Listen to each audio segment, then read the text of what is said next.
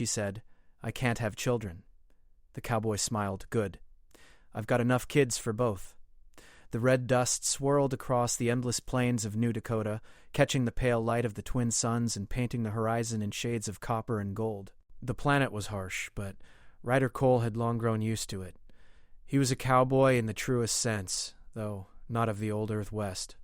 He rode hover horses, guided cattle through vast canyons, and kept his small settlement safe from the occasional rogue machines left over from abandoned terraforming projects. Ryder's home was a simple collection of metal and wood structures near a quiet riverbed. It was a bustling place most days, filled with the chatter and laughter of his children, 6 of them, all rescued from places too dangerous for anyone to stay. Ryder had never planned to be a father to so many, but somehow fate had delivered them to his doorstep. And he loved them all fiercely, as any parent would. That morning, Ryder was repairing a fence along the edge of the settlement when the radar on his wrist pad beeped urgently. He frowned. The reading was unusual. Something large had crashed not far from the eastern canyon ridge. Ryder set down his tools and mounted his hover horse, Dusty, who snorted and kicked at the red dust in excitement. The journey to the crash site was rough. The terrain had shifted during the last sandstorm, and deep grooves marked the path. Ryder navigated expertly, moving faster than any machine could keep up with. As he neared the canyon, he saw it. A transport vessel, partially buried in the rocks, smoke rising from a damaged engine port. The hull was scratched and scorched, but the structure had held. Someone was inside. Ryder approached cautiously, his hand resting near the blaster on his belt. Not that he often needed it for humans. Carefully, he pried open the hatch and peered inside. There she was, Lyra. She was sitting against the side of the cabin, breathing shallow and trembling. Her hair, silver like spun metal, was tangled and dusty. Her eyes, wide and cautious, followed Ryder as he moved closer. She looked human, but there was a subtle shimmer in her skin under the dust, a trace of something extraordinary. "You're hurt," Ryder said, his voice steady, calm. He extended a hand, not to touch her, but to show he came in peace. I'm fine," she said softly, though her voice wavered. I just need to rest." Ryder squinted. He didn't fully believe her. Humans and even non-humans who appeared human rarely survived crashes unscathed. He carefully helped her to her feet and guided her toward his hover horse. Dusty sniffed her cautiously, then nuzzled her hand as if to welcome her. "You can ride behind me," Ryder said. "I'll get you home safe." The ride back to the settlement was quiet. Lyra held on tightly, her fingers brushing the leather straps of the saddle.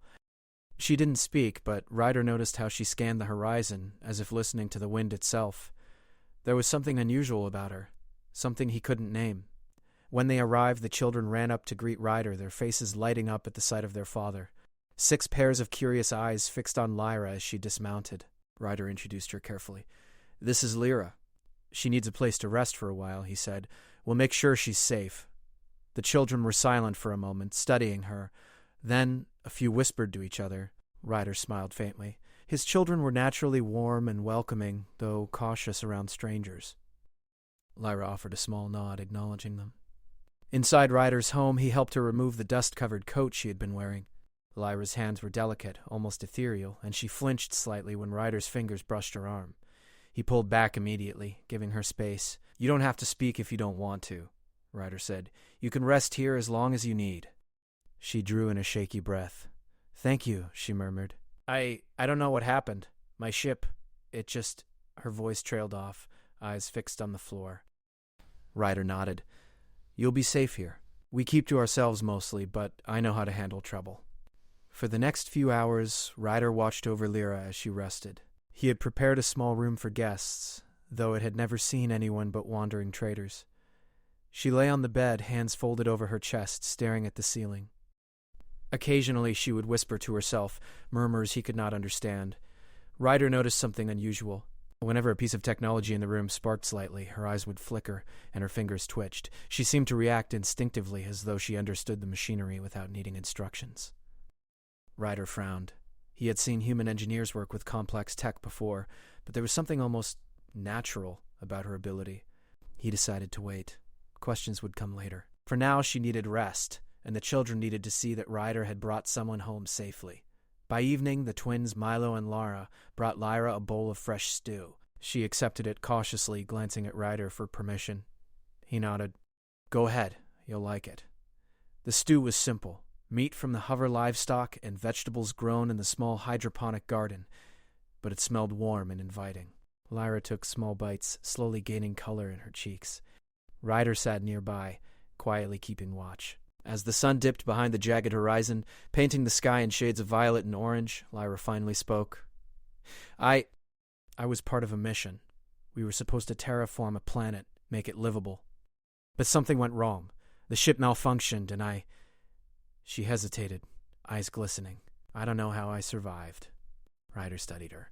You're alive and you're here. That's what matters. He gestured to the children playing outside. Life has a way of being stubborn. It finds a way. A hint of longing crossed her face, but she quickly covered it with a shake of her head. Ryder noticed. You don't have to explain anything to them, or to me. If you're not ready, he said gently, just stay.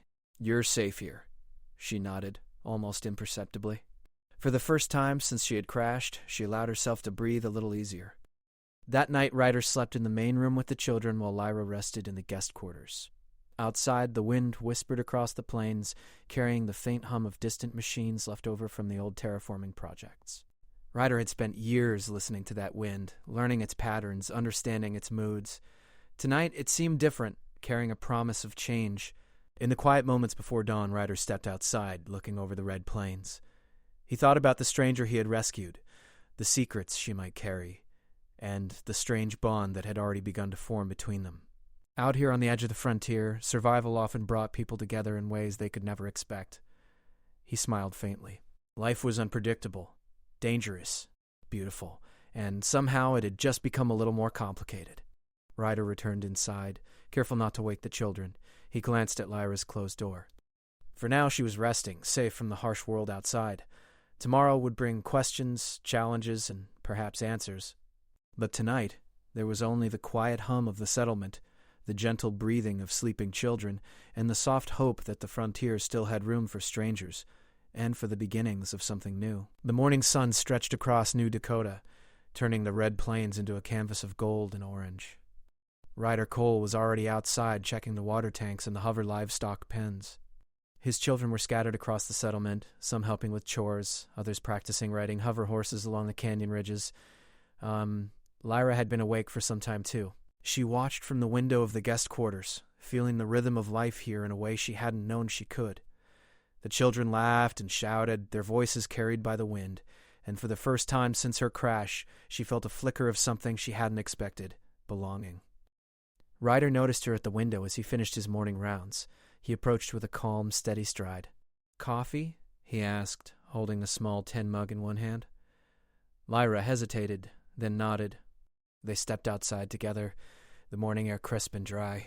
Ryder handed her the mug. She took a cautious sip, grimacing at the bitterness but smiling faintly. It's strong, she admitted. Ryder chuckled. Out here it has to be. Keeps you awake when the wind tries to put you to sleep. They walked toward the barn where the hover horses were kept. Ryder motioned for Lyra to follow. I'll show you around. You can watch the children and get a sense of how we do things here. Lyra followed quietly, taking in the sights and sounds. The barn was large, with beams of metal and reinforced glass. Hover horses stirred, their hooves hovering slightly above the ground as they neighed softly. Ryder guided her through the rows, introducing each animal by name. This one is Dusty, he said, patting the horse she had ridden yesterday. Dusty nuzzled her hand, recognizing her touch. Lyra smiled. The connection was simple but real, and it made her heart feel lighter. They're beautiful, she said softly. So alive. They have to be. Out here, survival depends on everything around you. Horses, cattle, the land, even the children. His tone softened at the last word, almost unconsciously. Lyra glanced at him. You have many children. 6, and each one has a story. Each one needed a home, and I had space. Not much, but enough. The two of them watched as Ryder's children rode hover horses through the training grounds, laughing and chasing each other across the plains. Lyra felt a pang in her chest. She had always been alone, always moved from one mission to another, never allowed to settle or grow roots. Seeing this family so full of life and warmth stirred something deep inside her, something she didn't yet know how to name. Ryder seemed to notice her gaze. "It's not easy," he said quietly. "Having a family, but it's worth it. Every laugh, every argument, every scrape and bruise, worth it." Lyra nodded slowly, unsure what to say. Instead, she followed him to the small hydroponic garden where fresh vegetables and herbs were grown. Ryder showed her how the irrigation system worked, how the plants were carefully monitored for nutrients. Her hands itched to help, to touch and adjust the small devices. She found herself instinctively understanding how the system functioned, adjusting valves and sensors with a light touch. Ryder raised an eyebrow, impressed. "You know what you're doing." Lyra hesitated. I've worked with technology before. It's part of my mission." She paused, then shook her head. "I don't want to talk about it yet." "Then we won't. Not until you're ready." The day passed with simple, quiet activities. Lyra helped with the garden, fed the hover livestock, and observed the children as they learned to herd animals. She watched as Ryder guided them patiently, correcting mistakes without anger, teaching them through gentle words and quiet example.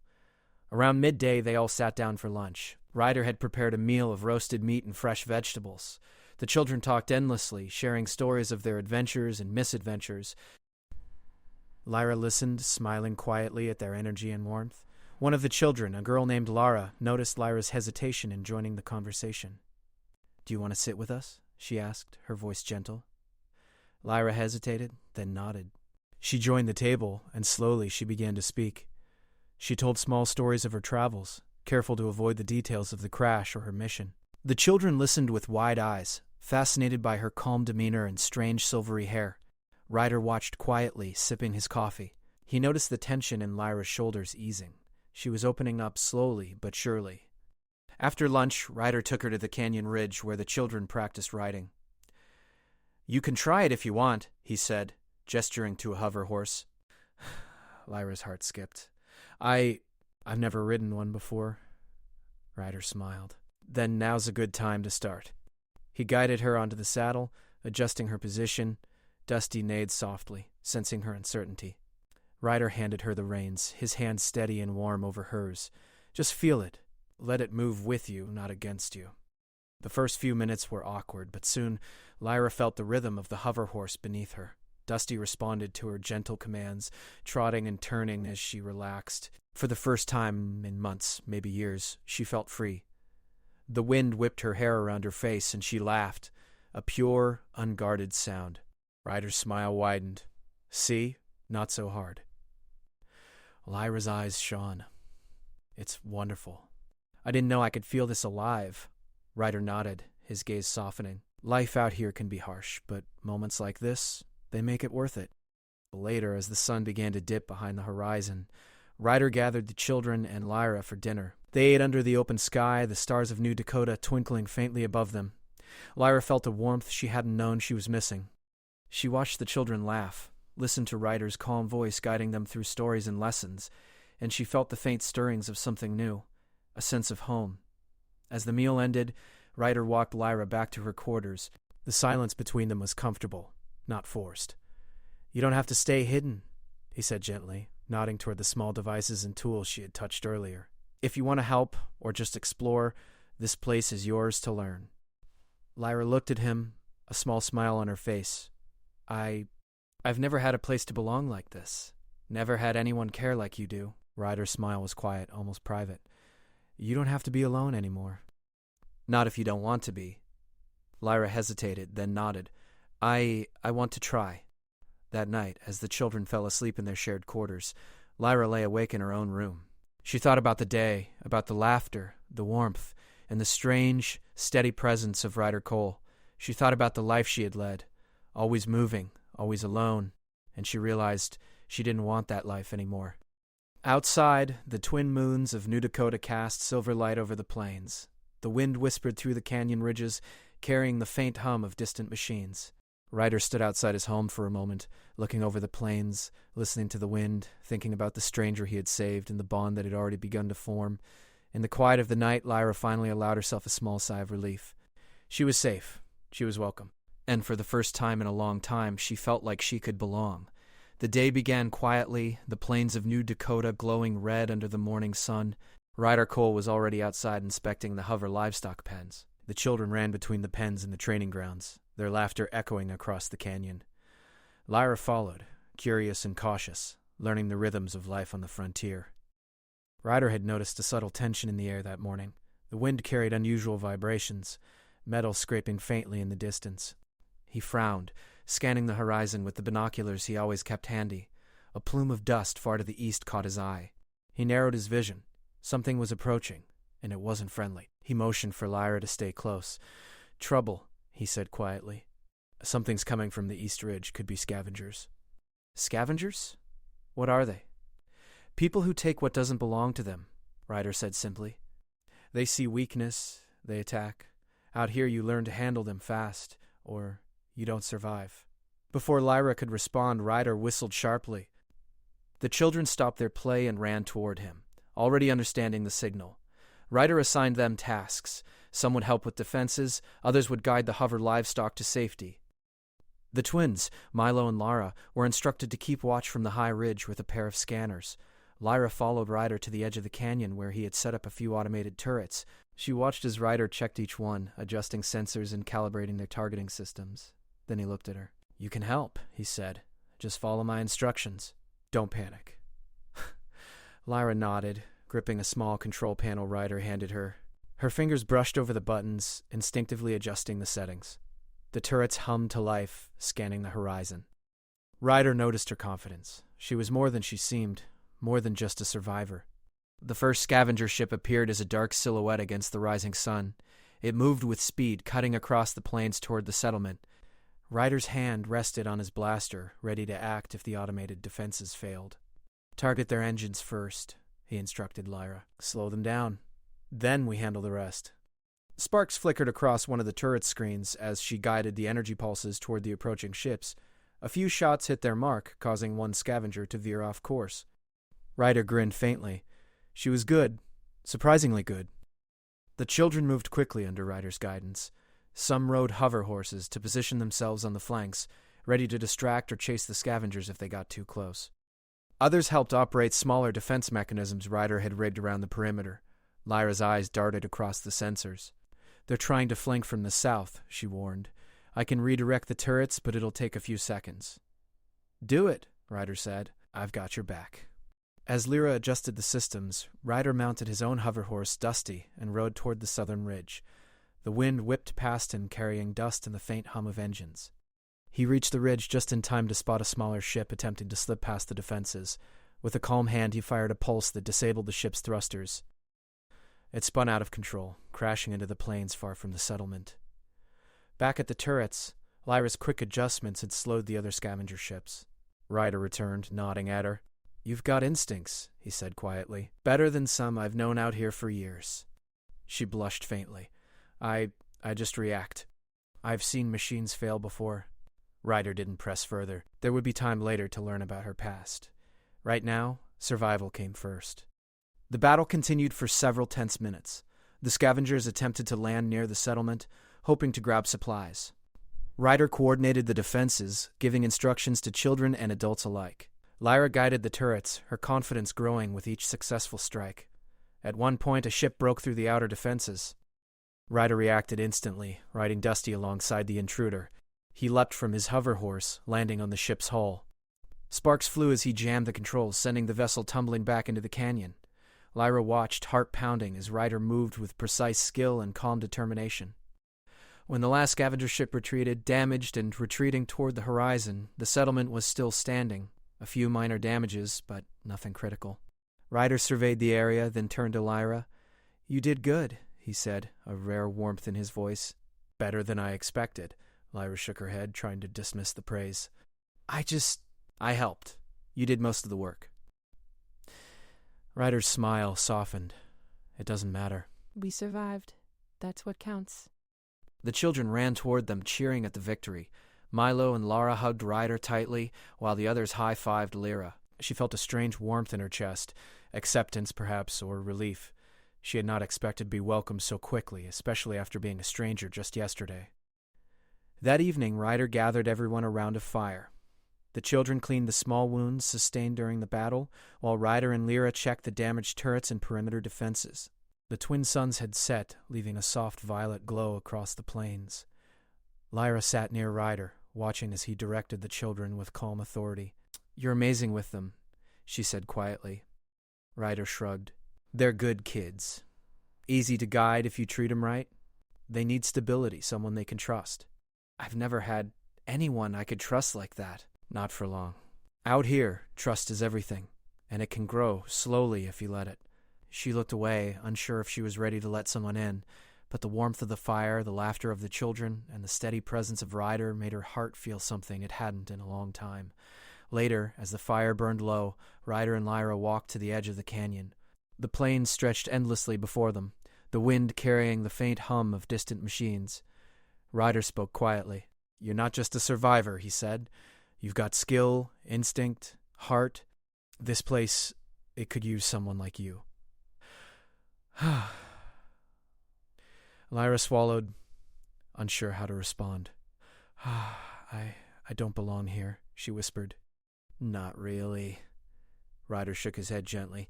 "Belonging isn't always about where you start. Sometimes it's about where you choose to stay. You stayed today, helped protect everyone. That's more than most people do. You belong here if you want to." She felt a lump in her throat. She had never been offered such kindness, such trust. I want to try," she admitted softly. Ryder smiled, a quiet satisfaction in his eyes. "Good. We'll take it one day at a time. Nothing has to happen fast."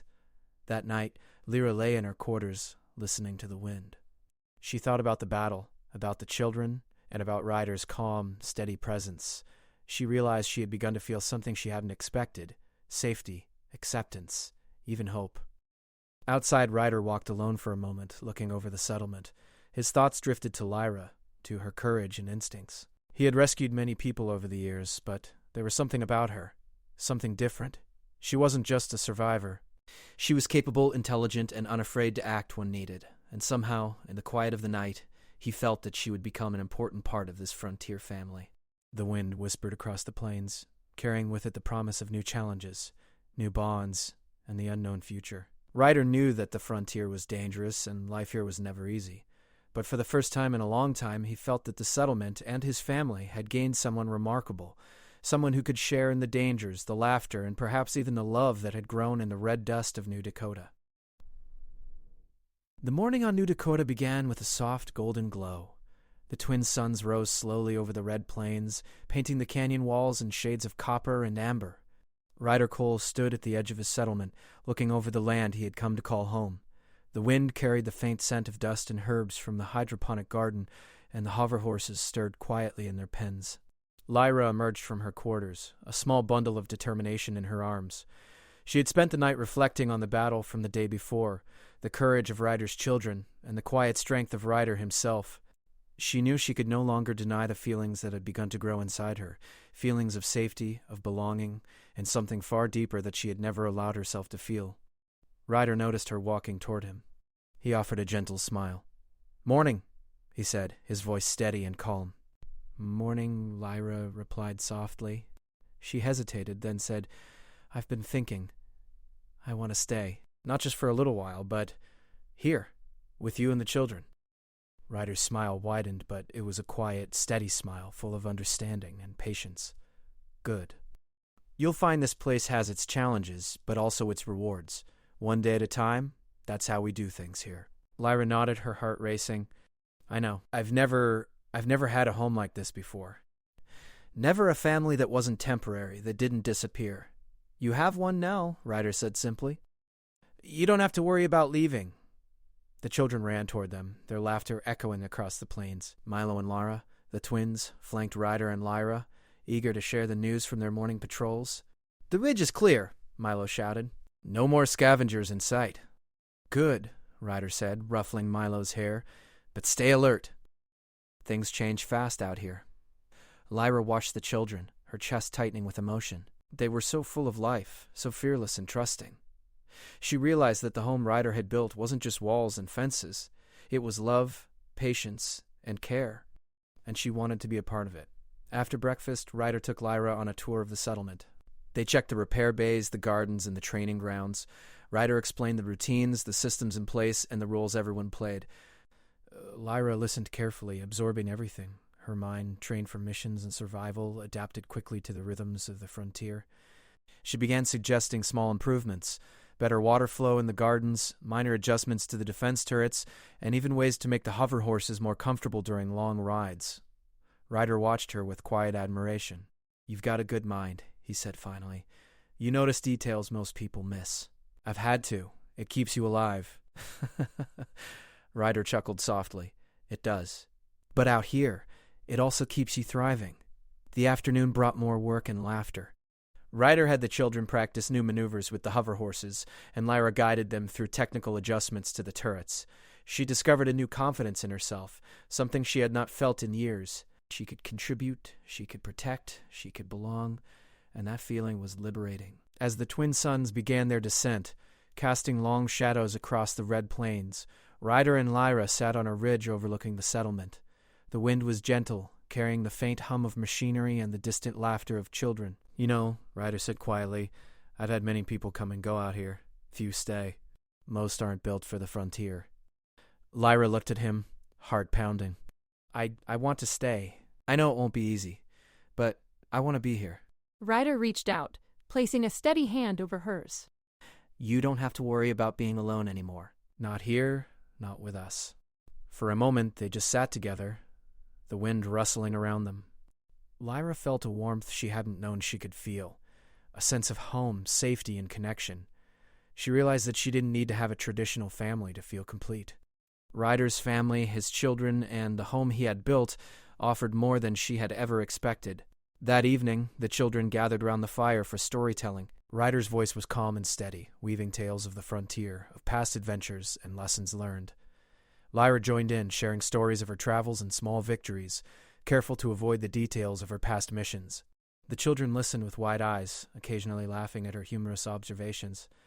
As the night deepened, Ryder noticed Lyra watching the children with a soft expression. He approached quietly. "They're a handful," he said softly, "but they've got big hearts. Just like you." Lyra looked at him, startled. I don't know if I deserve to be part of something like this." Ryder shook his head gently. "It's not about deserving. It's about being willing. You've helped today, you've protected them, and you've stayed. That's enough to belong." Lyra swallowed, tears threatening, but she smiled faintly. For the first time in a long time, she felt truly accepted. She realized that home wasn't just a place. It was people, love, and trust. And here, on New Dakota, she had found all three. The following days brought new routines and small joys. Lyra helped the children with their lessons, guided them on the hover horses, and even taught them some basic technical skills she had learned from her scientific training. Ryder watched with quiet satisfaction, noting how naturally she fit into their family life.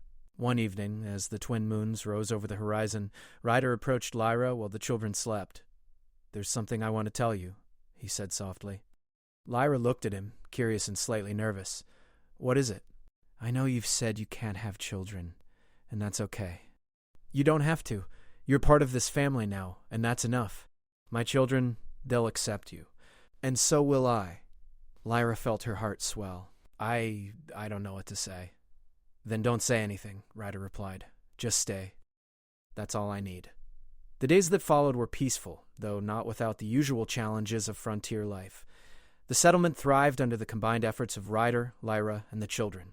Small projects were completed, defenses improved, and life moved with a quiet, steady rhythm. Lyra had fully embraced her new home. She felt joy in the children's laughter, pride in their growth, and a quiet love for Ryder, not just as a protector or guide, but as someone who had given her a chance at belonging.